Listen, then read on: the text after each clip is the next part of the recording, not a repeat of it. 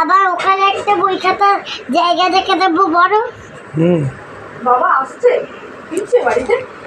হ্যাঁ, ফিরে মায়ের ওষুধ দিয়ে দেবে, আবার ওদিকে থাকবে রাত্রিরে, খেয়ে দিয়ে একেবারে যাবে। হ্যাঁ বাবু, কি বাবা?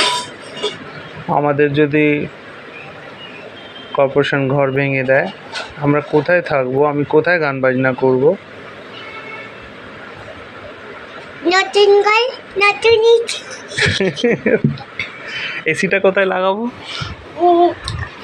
গলের এপরি এইদিকে কাটাবে।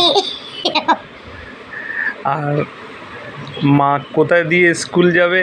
কি করে পড়াশোনা করবে? কি করে রাত জেগে? আর তুমি কোথায় থাকবে? তোমার কাছে। কোথায় খাওয়া দাওয়া করবো আমরা?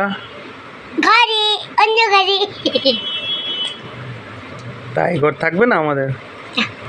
এই ঘরটা কত সুন্দর, কত কষ্ট করে বাবা বানিয়েছিল।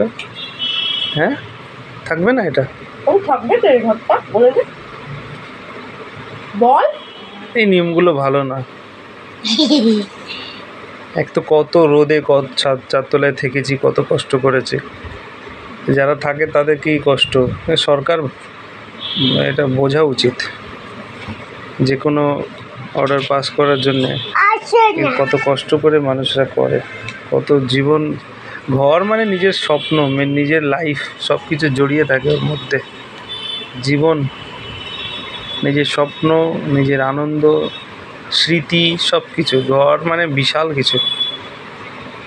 আমার মনে হয় জীবনে ঘর ভাঙাটা বেশি বড় অপরাধ।